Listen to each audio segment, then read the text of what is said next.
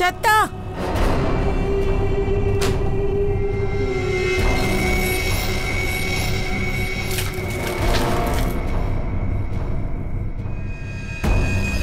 దీని సరైన ప్లేస్లో వేసేసి చూసుకొని వచ్చేసి ఎవరు చూడకుండా చూసుకో. మీరు దిగులు పడకండి, నేను చూసుకుంటాను.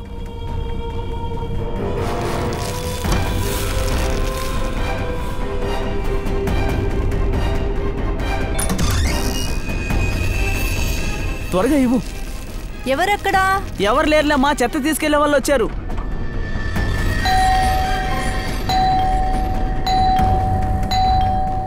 అరే ఎవరు?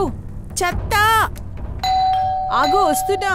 వదిలితే బెల్ని రిపేర్ చేసేస్తావేమో. అరే నువ్వెవరు? మేడం, నేనే చెత్త తీసుకువెళ్ళడానికి వచ్చాను. అదే లేదు, సవిత గ్రామానికి వెళ్ళింది, తనకు బదులుగా నేను వచ్చాను. అస్సలు దానికి బుద్ధే లేదు, ఇన్ఫార్మ్ కూడా చేయదు. సడన్ గా ఎవరో పనిలో పెట్టేస్తుంది. ఏంటి మేడం, పొద్దున్నే చిరాకు పడుతున్నారు. సరే ఇవ్వండి, చెత్త తీసుకోవడానికి 10 ఇళ్ళకి వెళ్ళాలి, ఇవ్వండి. హాహా, చూడ్డానికి ఎక్కడికో ఆఫీస్కి వెళ్లేదానిలాగా ఉన్నావు. వెళ్ళు, నేను నీకు చెత్త డబ్బా ఇవ్వను. నువ్వేం ఇవ్వదులే, అది కాకుండా నీ ఇంటి చెత్త కంపు కొడుతుంది. అలాగా? పర్ఫ్యూమ్ వేసి ఇవ్వనా చెత్త డబ్బాకి? దీన్ని తీసుకోవాలని నేనేం వేచి ఉండలేదు. ఇవ్వబోయేది చెత్తని బంగారాన్ని ఇచ్చేటట్టు అరుస్తున్నావేంటి? ఒక్క నిమిషం, నువ్వు గొడవ కోసం వేచి ఉండే పార్టీనా? ఈ ఊర్లో ఫ్లాట్కొకరు నీలాగే ఉన్నారులే. ఏమైంది? ఉదయాన్నే ఇద్దరు ఎందుకలా గొడవ పడుతున్నారు? చూడండి మేడం, చెత్త తీసుకెళ్ళడానికి వస్తే నాతో గొడవ పెడుతుంది. సవిత గ్రామానికి వెళ్ళింది, అందుకే నేనొచ్చాను. చెత్త వేయండి తీసుకెళ్తానంటే నేనేవో ఆమె దగ్గర బంగారాన్ని అడిగినట్టు కింద పైకి దూకుతుంది. ఒరే ఒరే ఒరే, ఎంత నోరు బారేసుకుంటుంది. అవును, ఇది బాగా కనిపెట్టారు. అందరితో గొడవ పెట్టుకోవడం దీనికి ఒక పెద్ద అలవాటు. పెద్ద వచ్చేసింది పంచాయతీకి. విను, మా ఇద్దరి మధ్యలో గొడవకి నువ్వు అసలు రాకు. Mind your own business. చూసారా ఎలా అరుస్తుందో? అరే బాబు, చెప్పింది ఇవిడి, మైండ్ యువర్ బిజినెస్. ముందు వెళ్ళి నీ మైండ్కి వైద్యం చేయించుకో. వచ్చే వాళ్ళందరితోటి ఎలా మాట్లాడుతున్నావో. ఏంటండి, please, I'm sorry, I'm really sorry. మీరు లోపలికి వెళ్ళండి. శోభ, నువ్వు లోపలికెళ్ళు. నువ్వెళ్ళు. చాలా పొగరు దీనికి, ఎప్పుడు గొడవ పెడుతుంది. మిమ్మల్ని ఎవరు మధ్యలో రమ్మన్నారు? మీరు గనక రాకపోయి ఉంటే ఈరోజు ఆ రత్నాన్ని నేను పనిపెట్టేదాన్ని. నన్ను లోపలికి పిలిచారు సరి, దాని దగ్గర ఎందుకు మీరు సారీ అడుగుతున్నారు? మీరెందుకు దానికి సారీ చెప్పారు? ఎవరిని అడిగి దానికి సారీ చెప్పారు మీరు? ఎప్పుడు చూసినా అంతా తలకిందులుగానే చేయండి, జీవితంలో ఏది సరిగ్గా చేయకండి. ఇదంతా నా తప్పే, నేనే చేశాను. ఇరుగు పొరుగు వాళ్ళు మనతో మాట్లాడలేదు, మనల్ని చూస్తేనే వెనక్కి వెళ్ళిపోతున్నారు. ఎవరు ఇంటికి కూడా పిలవట్లేదు. మనం చేసిన తప్పే. శోభ ప్లీజ్, ఇలా చూడు శోభ, ఇలాంటి చిన్న చిన్న విషయాలకి అందరితోనూ గొడవ పడడం దయచేసి ఆపు.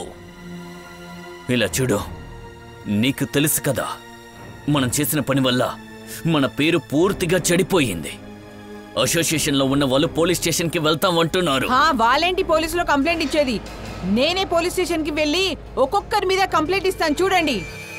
అది సర్లే గాని మీరు వెళ్ళి అందరికీ సపోర్ట్ చేస్తారేంటి?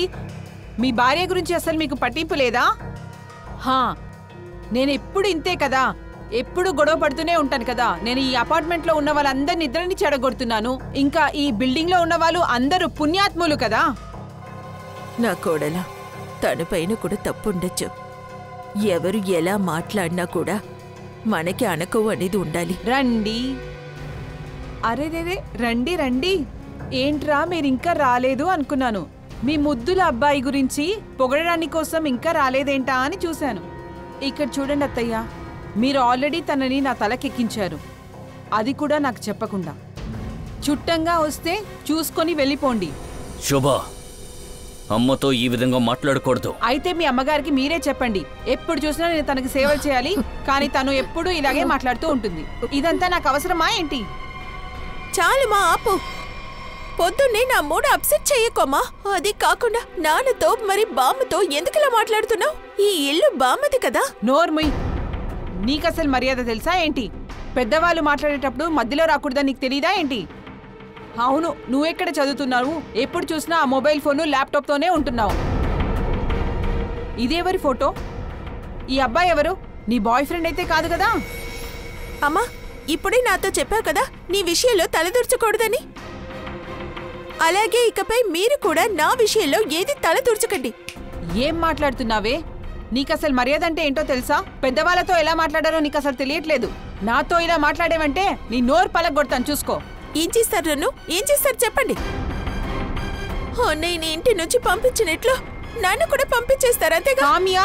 శోభ, చాలు, ఇంతటితో అంత ఆపు. ఇంట్లో ఒక వయసుకొచ్చిన పిల్ల దగ్గర ఇలా నడుచుకోకూడదమ్మా. అమ్మా, నువ్వు గుడికి వెళ్ళాలన్నావుగా, నువ్వు పద, నేను డ్రాప్ చేస్తాను. కవ్య, నువ్వు కాలేజ్కి వెళ్ళాలిగా, తొందరగా పద, నేను డ్రాప్ చేస్తాను. ఉండు, నీ పని చెప్తా. రాను నీ కొవ్వెక్కువైంది.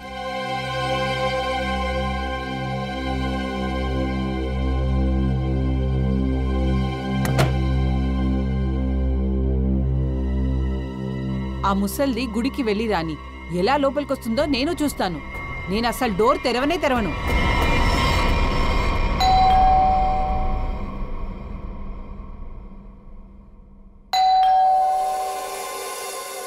శోభా, తలుపు తీయమ్మా.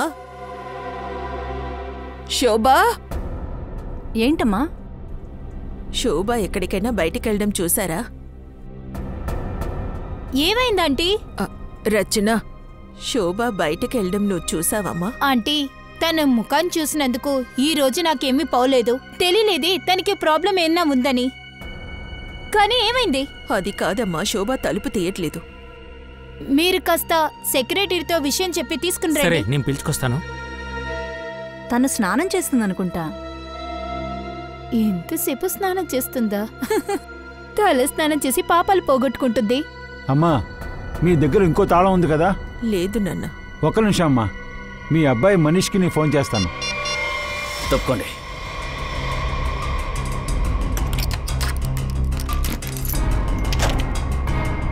అమ్మా, లోపల గొల్లం పెట్టుందేంటి? లోన గెడేసుందా ఏంటి? సార్, పగిలిపోయిన ఫ్లవర్ వాస్, అందులో రక్తపు మరకలు ఉన్నాయి, చూడండి.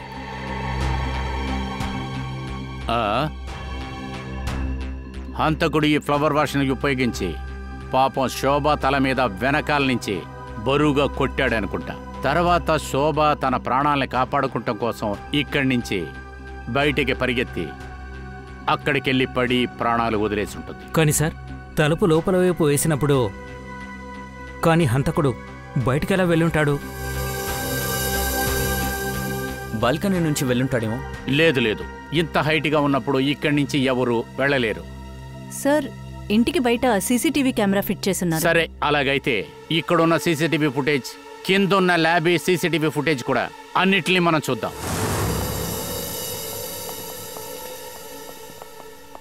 ఇలా చూడండి మణిగారు, ఇవాళ పొద్దున్న మీరు, మీ అమ్మాయి, మీ అమ్మగారు మీరందరూ బయటికి వెళ్ళినప్పుడు శోభా మేడం ప్రాణాలతోనే ఉన్నారుగా? అవును సార్. అలా అయితే ఆవిడ మరణం పొద్దున్నే 10:30 పైనే జరిగి ఉంటుంది. కావ్య, నువ్వు 11 గంటలకి కాలేజ్ నుంచి ఎందుకు వచ్చావు? ఇలా చూడు, మౌనంగా ఉంటే కుదరదు. మేము బయటున్న సీసీటీవీ కెమెరా ఫుటేజ్ చూసాము. నువ్వు కరెక్ట్గా 11 గంటలకు బిల్డింగ్లోకి వచ్చావు. కవ్య, నువ్వు కాలేజ్కి వెళ్ళలేదా? నా ఫ్రెండ్ అష్మత్ ఈ వింగ్ లోనే స్టే చేసి ఉన్నాడు. వాడిని చూడాలని నేను తిరిగి వచ్చాను. అలా అయితే బాయ్ ఫ్రెండ్ని చూడటానికి వెళ్ళో అదే సమయంలో ఇక్కడ మీ అమ్మగారిని ఎవరో హత్య చేశారు.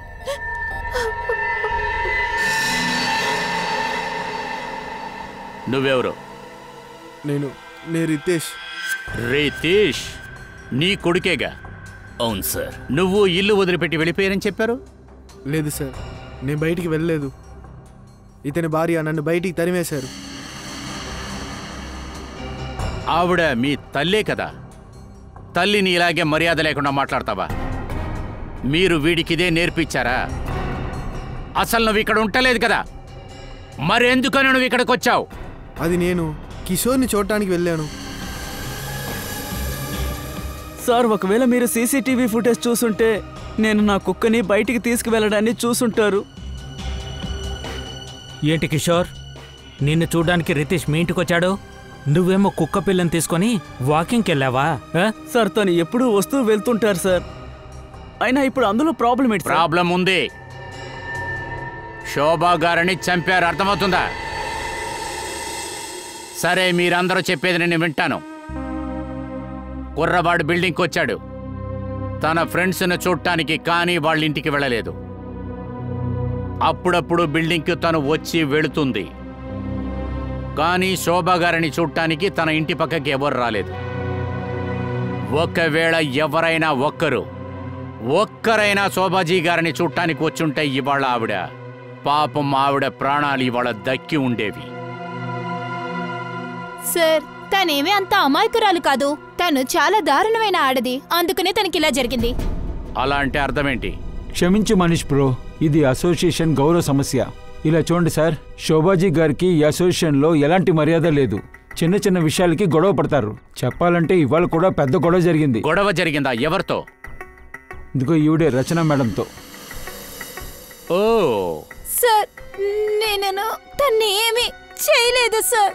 నేను ఇప్పటి వరకు చిన్న చీమను కూడా చంపలేదు సార్. ఏసీపీ సార్, ఈ అసోసియేషన్లో ఉన్న అందరినీ నాకు బాగా తెలుసు. శోభాని చంపేంత కసి ఇక్కడ ఎవరికీ లేదు సార్. అయినా గానీ శోభాజీ గారిని ఎవరో ఇక్కడ చంపారు కదా, దానికి మీరు ఇప్పుడు ఏం సమాధానం చెప్తారు? ఏ తారిక, ఏం చేస్తున్నావు? డాక్టర్ గారు అంత తప్పేం చేశారు? చేయనండి, వదిలేయండి సార్. మంచి జరిగేటప్పుడు మనం మధ్యలోకి దిరు దాన్ని పాడు చేయకూడదు, కరెక్టా? ఏంటి? లేదు లేదు, నాకు బాగా తెలుసు. ఏ రోజైతే ఆ శవాల మధ్య నేను శవంలా పడుంటానో ఆ రోజు నుంచి మీరు మిఠాయిలు అమ్ముకుని బతకాల్సిందే, అర్థమైందా? మీ ఆలోచనలన్నీ బాగున్నాయి అనుకున్నప్పుడు దాన్ని నేను షూట్ చేసి బూడిద చేసేస్తాను, అర్థమైందా? సోలంకి సార్, మా వల్లే మీరు ఇప్పుడు ప్రాణాలతో ఉన్నారు, లేదంటే తారిక మీ బుర్ర బద్దలు కొట్టుండేది. అరే, నేను జస్ట్ ఇనాక్ట్ చేస్తున్నాను. అలాగా? సోలంకి సార్ బుర్ర బద్దలు కొట్టేలా? లేదయ్యా, ఏ బలమైన వస్తువుతో ఈమెని కొట్టారని తెలుసుకోవడానికే నేను తనని అలాగ చేయమని చెప్పాను, అర్థమైందా నీకు? ఇలా చూడు చలన్కి, ఏ వస్తువుతో కొట్టిందో మాకు తెలుసు. ఇదిగో ఉంది చూడు మర్డర్ వెపన్. ఇందులో మాకు రక్తం కూడా దొరికింది. దొరికినప్పుడు అది నిండిపోలేదు కదా. ఇలా చూసావా, చాలా అద్భుతం. అక్కడ ఏం దొరికినా సరే అలాగే తీసుకుని ఇక్కడికి వచ్చేస్తారు. చాలా వింత మనుషులు, బుర్రని అసలు ఉపయోగించరనమాట. తారిక, మన ఇద్దరు లేకపోతే వీళ్ళ పరిస్థితి ఏంటో అసలు అర్థం కావట్లేదు. క్రైమ్ జరిగిన చోట ఇవన్నీ దొరికాయ్యా. దీనితో మర్డర్ జరగలేదంటే దీనికి రక్తం ఎలా వచ్చిందంటావు? అదే వచ్చి అతుక్కుందా? అదంతా నాకు తెలీదు. ఒకటి మాత్రం నేను ఖచ్చితంగా చెప్పగలను, ఇది మర్డర్ వెపన్ కానే కాదు. డాక్టర్ గారు, ఈ విషయం మీరు ఇంత కాన్ఫిడెంట్గా ఎలా చెప్తున్నారు? ఇప్పుడు పాయింట్కి వచ్చారు మీరు. బాగా తెలుసుకోండి, ఈ ఆడావిడి బుర్ర పగలటం వల్ల ఈవిడికి మరణం ఏర్పడింది. యాక్చువల్గా బుర్ర పగలలేదు, లోపలంతా తుక్కు అయిపోయింది. ఇలా ఎలా జరుగుతుందంటే చాలా వేగంగా తల మీద కొట్టినప్పుడే జరుగుతుంది. అదేంటంటే దీనికంతా చాలా ఇంపాక్ట్ అవసరం అవుతుంది. సరే, ఈ అమ్మాయి హత్య ఆ వాస్తు ద్వారా జరగకపోతే ఎలా జరుగుంటుంది? ఏదో బలమైన వస్తువుతోనే ఈమె తల మీద కొట్టున్నారు. చాలా బరువైన వస్తువా? అలా అయితే సలోంకి, అక్కడ మాకు క్రైమ్ సీన్లో ఇది తప్ప ఏ బరువైన వస్తువు మాకు దొరకలేదు, అర్థమవుతుందా?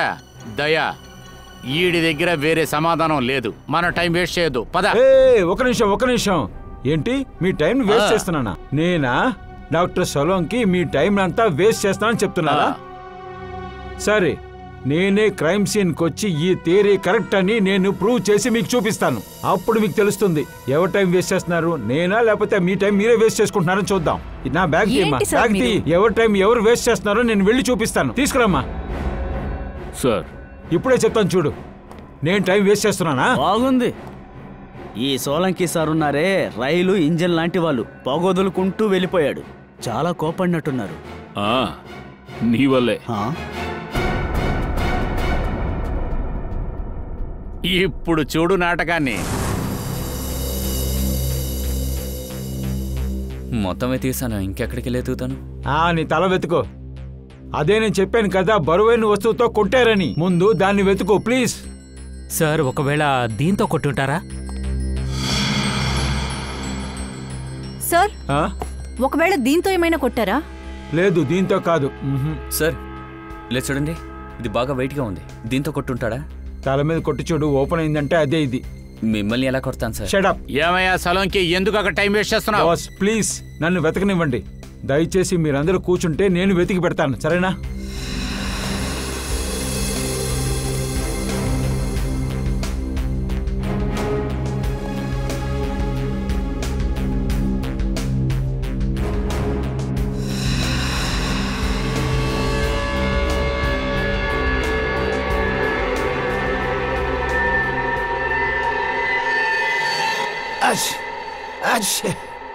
అరే రాను రాను వీడి తలకానిపై తట్టుకోలేకపోతున్నావయ్యా.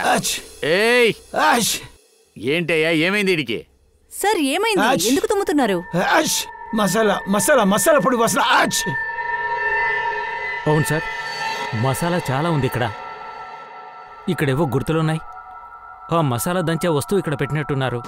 సార్ ఆ రాయి చాలా బలంగా ఉంటుంది. ఒక పని చేయండి, పక్కన ఎన్నిళ్ళు ఉన్నాయో అన్ని ఇళ్ళని చెక్ చేయండి.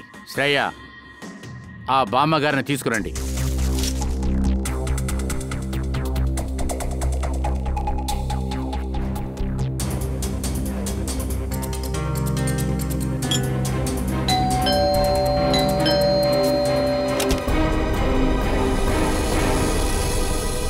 మీరా? మేము మీ ఇంటిని చెక్ చేయాలి. కానీ హత్య అక్కడ జరిగింది కదా, ఇక్కడేం దొరుకుతుంది? ఇలా చూడండి, ఈ అపార్ట్మెంట్లోనే హత్య జరిగింది. ఇంకొక హత్య జరగాలనుకుంటున్నారా? ప్లీజ్ మమ్మల్ని పని చేయనివ్వండి. ఓకే రండి.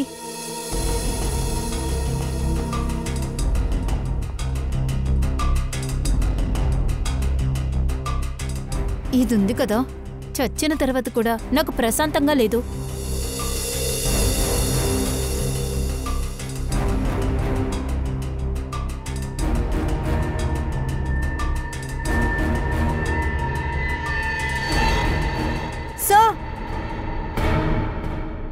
శ్రేయ సార్ ఇక్కడ చూడండి. సార్ ఇది మాది. లేదు లేదు, అది నాది. ఆంటీ మర్చిపోయారనుకుంటా. అది కాదు సార్, దీని కింద శోభ పేరు కూడా రాసుంది. శోభ, ఒకవేళ మీరేమన్నా వీళ్ళకి ఇది ఇచ్చారా? లేదు సార్, ఈ రోజు పొద్దున వరకు మా దగ్గరే ఉండింది. మరి ఎలాగా ఇక్కడికొచ్చింది? సలంకి, ఇదేంటో చెక్ చేయి.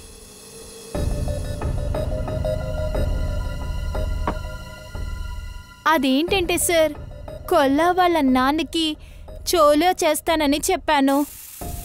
శోభ చనిపోయింది కదా, ఇంక దీంతో వాళ్ళకి పనే ఉంటుందని నేనే దీనిని తీసుకొచ్చాను. నేను ఎలాంటి హత్య చేయలేదు సార్.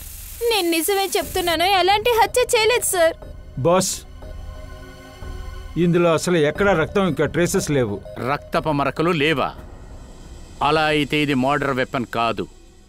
నాకేమనిపిస్తుందంటే అది శోభానే చెప్తారు.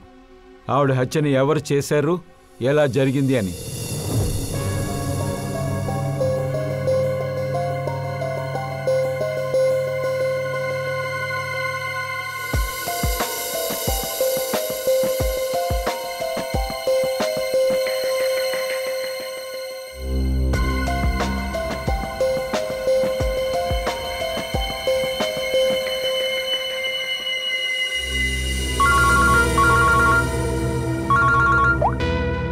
సలంకి చెప్పు. అలాగా, బంకమట్ట. అలాగా, సరే. సచిన్, మర్డర్ వెపన్ గురించి తెలిసింది. ఏంటి సార్ అది? తొట్టి. పూలకుండ? అవును, తొట్టియే. సలోంకి శోభ చెవులో బంకమట్టి ముక్కలవి దొరికాయంట. బంకమట్టి అంటే పూల తొట్టులో యూస్ చేస్తారే అది. సార్ మనకు శోభా ఇంట్లో నుంచి ఒక్క ఫ్లవర్ పాట్ కూడా దొరకలేదే. చూద్దాం.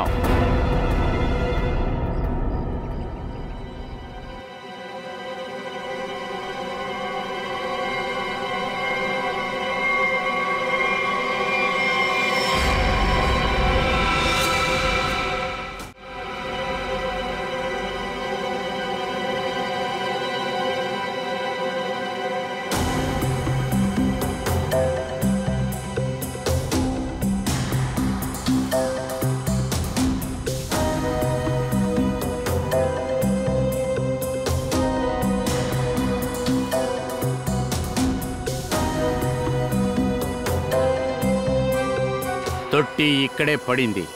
కానీ సార్, ఆ తొట్టి ఎలా పోయింది? ఆధారాలు దొరకకూడదని ఎవరైనా శుభ్రం చేసేసి ఉండొచ్చు. కానీ హత్య జరిగింది ఆ తొట్టికి సంబంధించే. కానీ ఇలా ఎలా జరుగుతుంది సార్? బయట ఉన్న సీసీటీవీ ఫుటేజ్లోన లోపలికెవరు వచ్చినట్టుగా లేదే. అలాంటప్పుడు శోభా మేడం తలపైన ఎవరు కొట్టుంటారు? అదే నాకు అర్థం కావట్లేదు సచిన్. ఆ తొట్టిని పెట్టి ఎందుకని కొట్టారు? అది కూడా ఎంత గట్టిగా కొట్టుంటే తన ప్రాణం హఠాత్తుగా పోయి ఉంటుంది. అవును సార్. ఇంకో సమస్య ఏంటంటే మూసున్న గదిలో నుంచి హంతకుడు ఎలా తప్పించుకున్నాడు?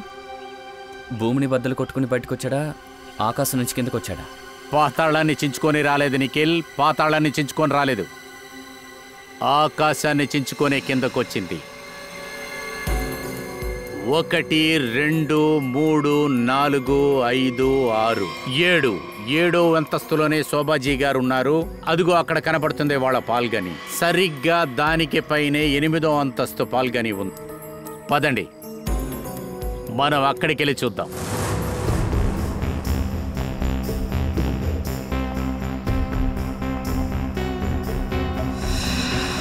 సో శ్రేయ, సో ఇక్కడ చూడండి, స్టాండ్ లాగా ఏదో ఉంది. చూడటానికి అది స్టాండ్ లాగే ఉంది.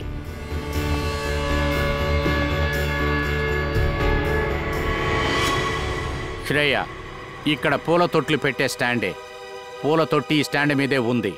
ఇలా చూడు, ఆ పూల తొట్టి ఇక్కడి నుంచే కింద పడింది. ఇదిగో గుర్తులు కూడా ఉన్నాయి చూడు. ఇదిగో ఈ ఫ్లాట్లో ఎవరుంటున్నారు? ఎవరు? ఎన్ఆర్ఐది సార్. బిల్డింగ్ సెక్రటరీ బాధ్యత నాది కాబట్టి ఈ ఫ్లాట్ తాళం నా దగ్గరే ఉంది సార్. ఇప్పట్లో ఎవరైనా ఇక్కడికి వచ్చారా? నాకు తెలీదండి. నీకు తెలీదా? అలా అయితే దీనికి ఒకటే అర్థం. ఈ ఫ్లాట్ తాళం నీ దగ్గరే ఉంటుందంటే ఖచ్చితంగా ఈ ఫ్లాట్కి నువ్వు మాత్రమే వచ్చుంటావు. అసలు మీరు ఏమంటున్నారు? నేను ఏమంటున్నానంటే ఈ ఫ్లాట్ తాళం ఓనరే నాకు ఇచ్చారు. అదేంటంటే ఎంటీ ఫ్లాట్ తాళాలన్నీ ఆఫీస్ డ్రాయర్లోనే ఉంటాయి సార్. ఏజెంట్స్ అందరూ వచ్చి వెళ్తూ ఉంటారు సార్. నేను ఎలాగా 24 గంటలు ఎవరు వస్తున్నారో వెళ్తున్నారో చూడగలనా సార్? సరే, ఖాళీగా ఉన్న ఫ్లాట్స్ తాళాలన్నీ ఆఫీస్లో ఉన్నాయని అందరికీ తెలుసా ఏంటి? ఇక్కడున్న మెంబర్స్ అందరికీ అసోసియేషన్ గురించి అందరికీ తెలుసు. మాలో ఎవరైనా ఎప్పుడైనా వెళ్ళి తాళాన్ని తీసుకోవచ్చు. వావ్, చూసారా ఈ అసోసియేషన్కి ఎంత మంచి సెక్రటరీ. అన్నీ నువ్వే చూసుకోవాల్సి వచ్చే టైంలో ఫ్లాట్లో ఎవరు పడితే వాళ్ళు వస్తారా? ఏమైనా చేసేస్తారా? ఇక్కడ ఒక హత్య జరిగింది. హత్య అర్థమవుతుందా? ఇక్కడ బాధ్యత నీదే కదా సార్. హత్య శోభా గారు ఫ్లాట్లోనే జరిగింది. దానికి ఈ ఫ్లాట్కి ఏంటి సంబంధం? అరే వెళ్ళండి, కిందకు వెళ్ళండి. ఇక్కడ ఉన్న వాళ్ళందరూ రమ్మనండి. ఇక్కడ ఉన్న వాళ్ళు వెంటనే రావాలి. వెళ్ళండి, వెళ్ళి చెప్పండి.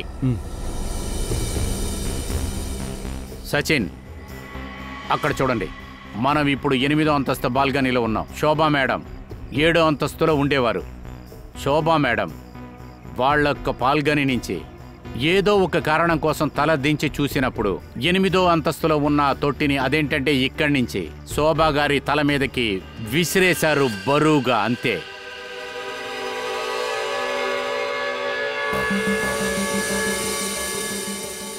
దేవుడికే ధన్యవాదాలు. ఈ పాడైపోయిన మసాలా రోటి వల్ల నా కథ పూర్తయిపోయేది. ఆ సిఐడి వాళ్ళ చేతిలో చెన్న కావాల తినడానికి ఈ రోజు ఆయనకి సొరకాయ వేస్తాను.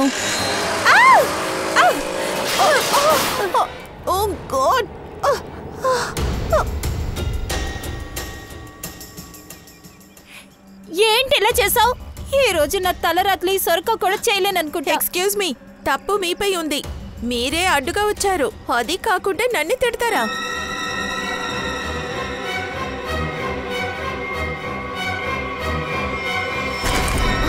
నువ్వా? నిన్నింతకు ముందు ఎక్కడ చూశాను. ఇలా చూడండి, జరిగిన ఈ సంఘటనకు నేను మీతో క్షమాపణ కోరుకుంటాను. నాకు పనుంది, వెళ్తాను. ఉండు ఉండు, నువ్వు ఆ చెత్త తీసుకొచ్చే అమ్మాయివేగా? ఏయ్ ఆగు! వదలు! నీ వల్లేనే ఆ శోభ ఆ రేషన్ నీళ్లు నా పైన వేసింది.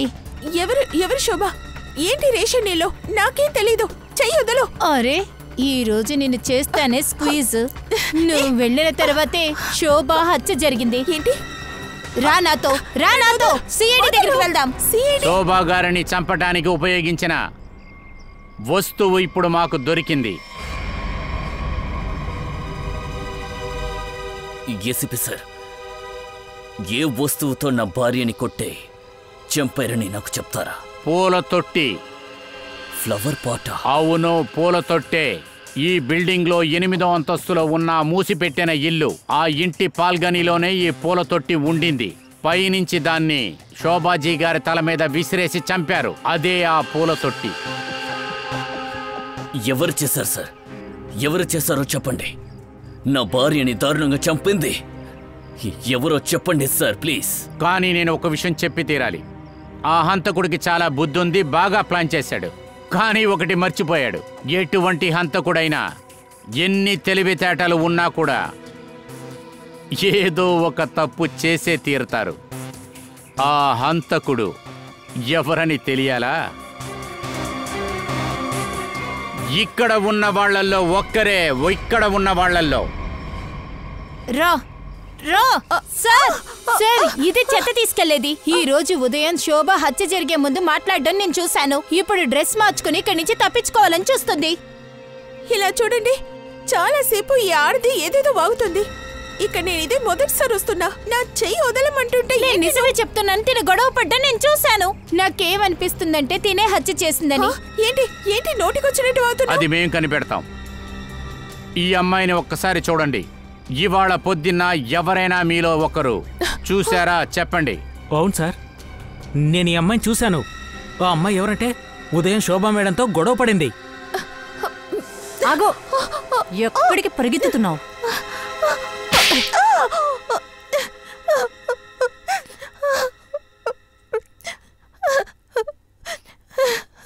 ఈ ఏడు యాక్షన్ అంతా ఆపేయ్. ఇప్పుడు చెప్పు, దీని వెనక ఎవరెవరున్నారు? ఇది ఖచ్చితంగా నువ్వు ఒంటరిగా చేయలేదు. త్వరగా చెప్పు.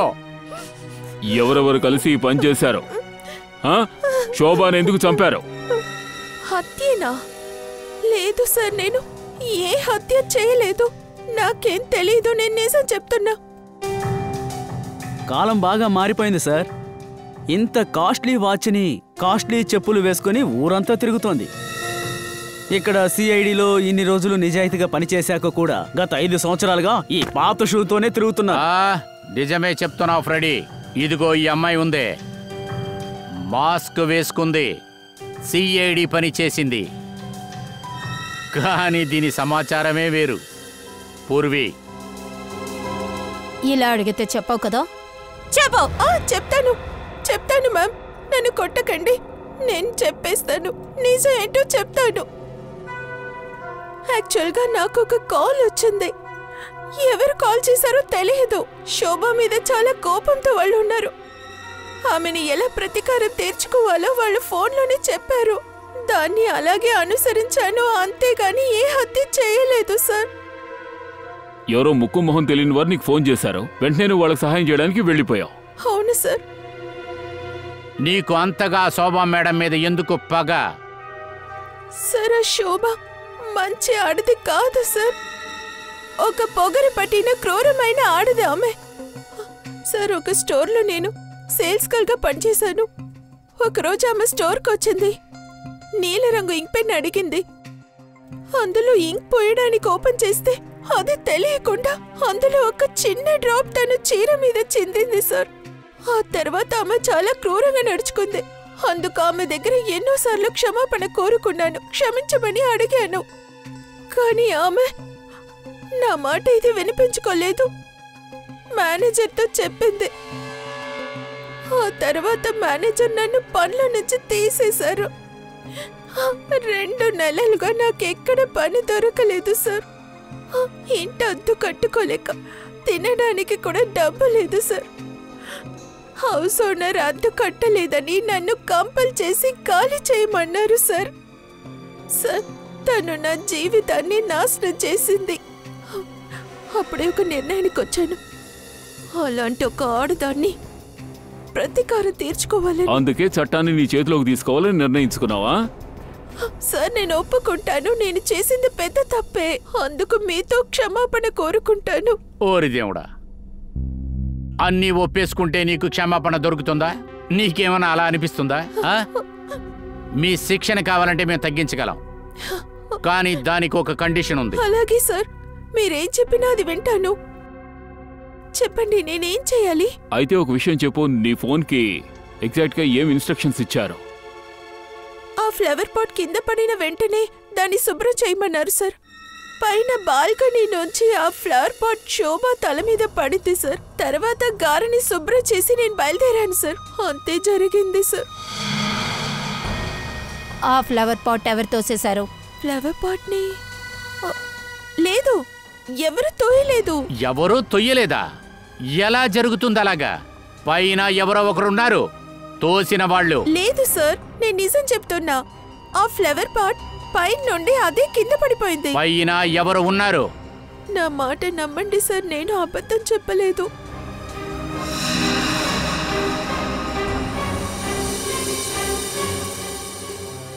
నిఖిల్, కనిపెట్టు. శీలాకి ఇన్స్ట్రక్షన్ ఇచ్చిన ఫోను ఎక్కడి నుంచి వచ్చిందో కనిపెట్టు. తర్వాత దయా సార్, ఆ పగిలిపోయిన పూల తొట్టిని బాగా వెతికి చూడండి.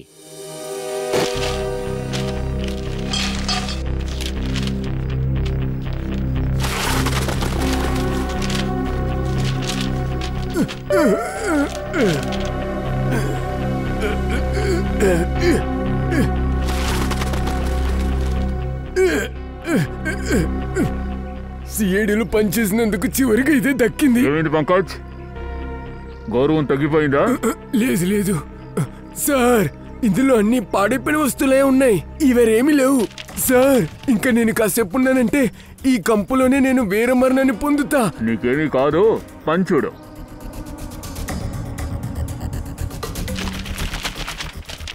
ఏ ఏ ఇక్కడ ఏం చేస్తున్నారు? ఇది నా ఏరియా, ఇదంతా ఎత్తడానికి నేను ఒప్పుకోను. ఎవరొచ్చి అల్లుతున్నారు? వదిలితే నేనే ఇక్కడ నుండి పారిపోయేటట్టున్నాను. అసలు నా ఏరియాకొచ్చి చెత్త వేసి నా పైన బట్ట వేస్తున్నారు. అమ్మా దేవత, మీ బ్రతుకులో నాశనం చేయడానికి రాలా, నేనే నా పన్ను కాపాడుకోవడానికి ఇక్కడికి వచ్చాను. ఇలా చూడండి, ఇక్కడి నుంచి మీరు వెళ్ళండి, ఇదంతా నా ఏరియా. మిగతా వాళ్ళని నేను కొప్పెత్తనివ్వను, వెళ్ళండి. ఏయ్, నేను సిఐడి ఆఫీసర్స్. ఈ చెత్తలో ఎవిడెన్స్ వెతుకుతున్నా. సిఐడినా? ఏయ్, ఆగో ఆగో, కొంచెం అలా చూడు. తనను వదలండి. సార్, తిరిగి చూడకుండా ఎలా భయపడి పారిపోయిందో. మీరు కాస్త సాఫ్ట్ గా డీల్ చేయాల్సింది. మీ లావు శరీరమే కారణం. చెత్త చెత్త తీయలేదు సార్, నేను తీస్తాను సార్ మీకోసం.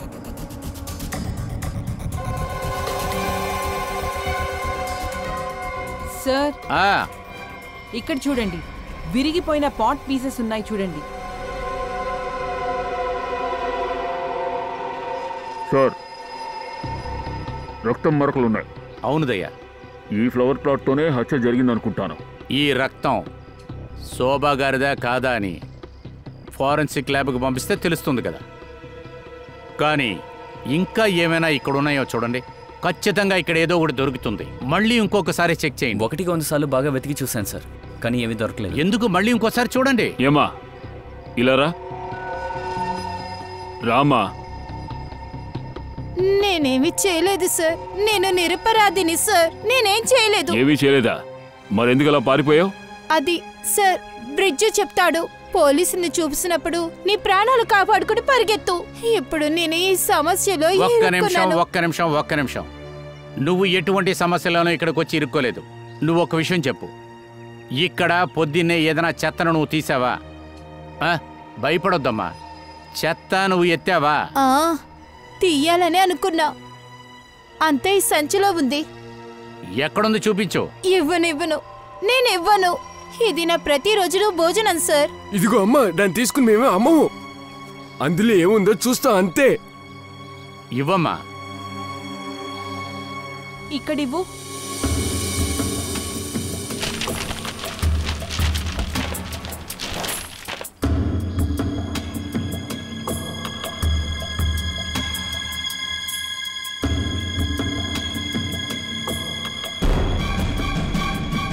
ఇది బొమ్మ పెట్టి సార్, అడ్రస్ దీని మీద రాసుంది. ఓ, వీడే హంతకుడా?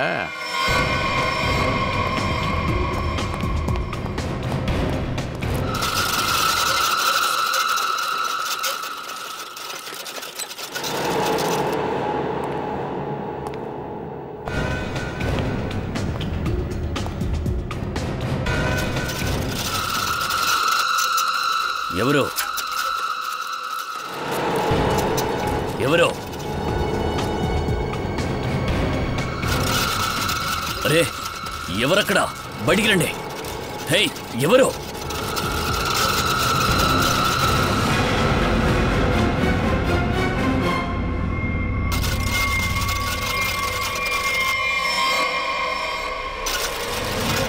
మనీష్ బాబు.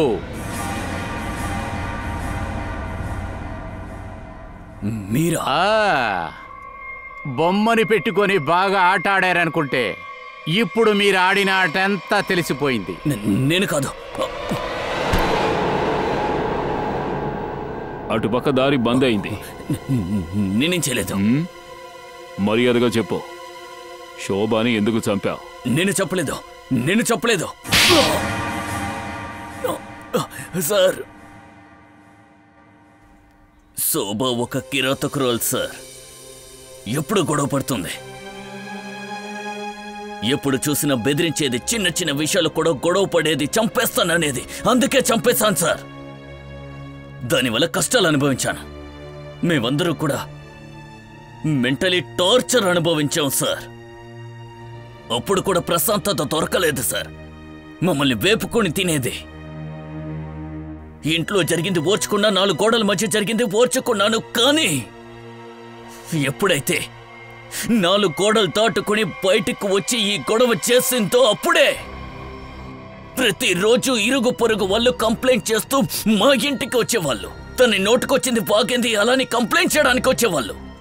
పరువుపై తల తెచ్చుకొని నుంచునే వాళ్ళం సార్. ఇదంతా వద్దమ్మా అని ఎన్నోసార్లు మొరపెట్టుకున్నా, కానీ దానికి అర్థం కాలా.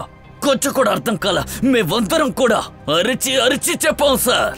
ఒక్కసారి కాదు కదా, ఎన్నిసార్లు చెప్పినా దానికి అర్థం కాదని మాకు అర్థం అయిపోయింది. ఇలా చూడండి, ఈ ఒక్క కారణం కోసమా మీరు ఆవిడ్ని చంపింది? మరేం చేయమంటారు? ఇంకేం చేయమంటారు సార్? నాకు చెప్పండి. దాని బాధ భరించలేక అసోసియేషన్ వాళ్ళు ఎప్పుడు ఇల్లు ఖాళీ చేస్తారని నోటీస్ పంపించారు. ఇల్లు ఖాళీ చేయకపోతే మేము పోలీసులకి కంప్లైంట్ ఇస్తామని చెప్పారు సార్. సమస్య అంత పెద్దదైతే డివోర్స్ ఇచ్చి వెళ్ళిపోవచ్చు కదా సార్. దీనికే హత్య చేస్తారా ఏంటి? దానికి కూడా నేను ప్రయత్నించాను సార్. అంతకి తెగించాను. ఆ పని చేసినందుకు తను నన్ను బెదిరించింది. నేను తనని డివోర్స్ అడిగితే అప్పుడు తను నన్ను కోర్టుకి తీసుకెళ్లి నా మీద డొమెస్టిక్ వైలెన్స్ కేసు పెట్టి నీ పరువు పూర్తిగా తీసేస్తానని చెప్పింది సార్.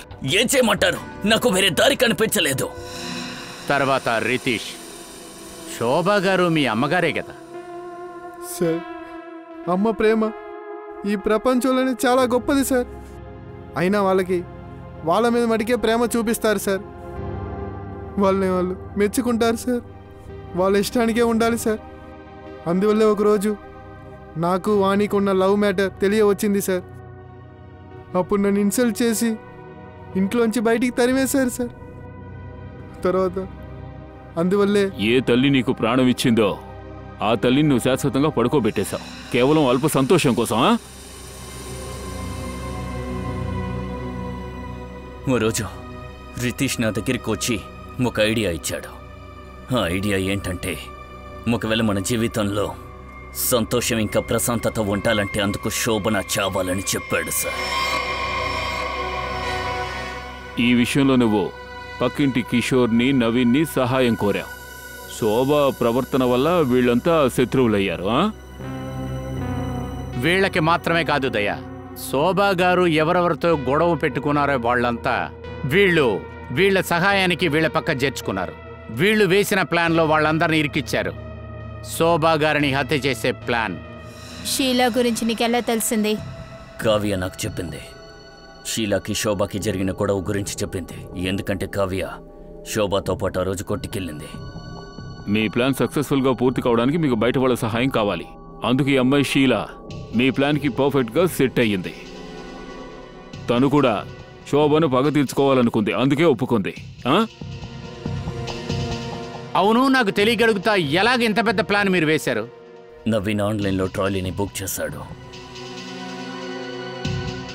డెలివరీ అయిన తర్వాత ఆ ట్రాలీని రిమోట్ని వానికిచ్చాడు. వాని బేసికలీ ఇంజనీర్.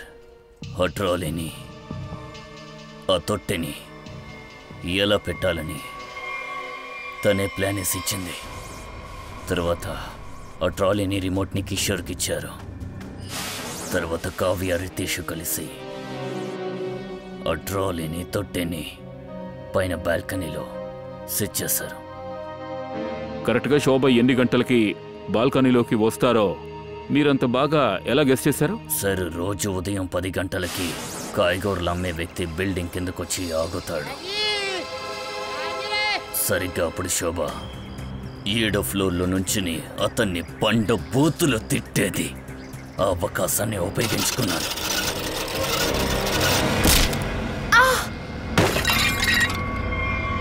ఆ తర్వాత నేను అమ్మకి ఫోన్ చేశాను.